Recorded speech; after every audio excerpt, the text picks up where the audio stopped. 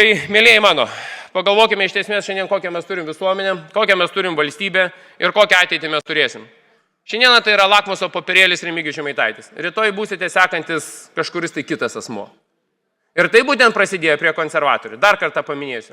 Algis Greitai, kuris konservatorių partijos narys, kuris pasiūlė tie, kurie klausosi arba žiūrite rusiškas televiziją arba rusišką muziką, reikėtų juos sušaudyti. Klausimas sako, ar prie vaikų, ar pirmatims vaikus.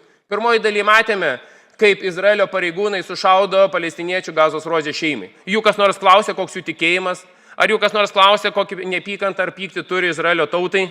Ne, jo neklausė, jos tiesiog gimė ir sušaudė. Šiandieną mes turim tokių fašistuojančių politikų, fašistuojančių konservatorių partijos gretose, kurie leidžia savo tokius dalykus kalbėti.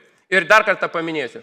3 konservatorių elito partijos žiedai kalba iš to ir jis. Algis Greitai, kuris pasiūlė sušaudyti visus, kas klausėsi rusiškos muzikos arba televizijos. Kęstutis Masiulis, kuris iš ko neveikia visas moteris žydės išvadindamas prostitutėmis laidoje. Raseinių buvęs meras ir seniūnas pasako, užkasim visus tas, kas nebalsuos už konservatorius. Ir tai yra jums normalu? Man tai bent jau tai yra nenormalu.